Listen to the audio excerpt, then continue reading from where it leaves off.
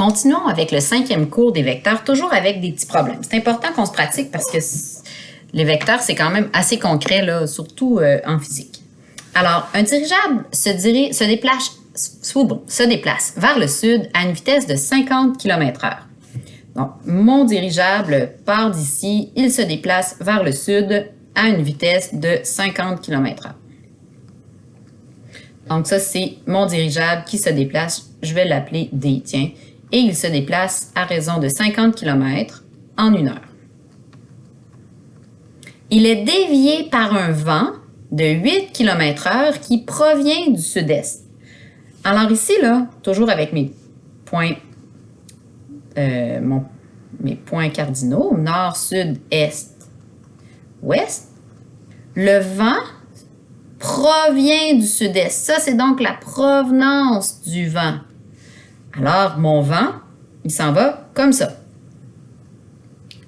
Comme ça. Ça, c'est mon vent qui souffle à raison de 8 km/h. Ça, je vais l'appeler mon vecteur V.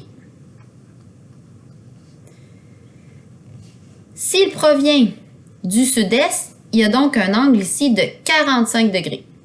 Parce qu'en plein milieu, entre le sud et l'est, c'est 45 degrés. Donc, j'ai 45 degrés ici. Et moi, je recherche le vecteur résultant. Donc, toujours, je pars de la queue de mon premier vecteur pour m'en aller vers la tête de mon vecteur, de mon deuxième vecteur. Et ça, c'est donc mon vecteur résultant.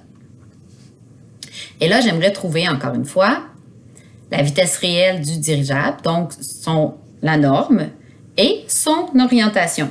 Donc, l'orientation, si je viens le placer ici, je cherche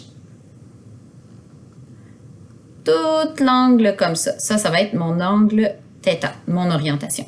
Donc, je vous laisse le travailler maintenant que le dessin est fait. Alors, vous avez tout ce qu'il faut pour venir trouver l'orientation et la norme du vecteur résultant. Même chose pour le numéro 5 et le numéro 6. Je vous demande d'essayer de les faire par vous-même.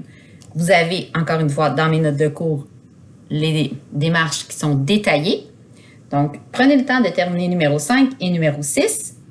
Regardez si vous avez de la difficulté à faire les dessins. Ce qui est très, très difficile, c'est souvent les angles qu'on a de la difficulté à placer.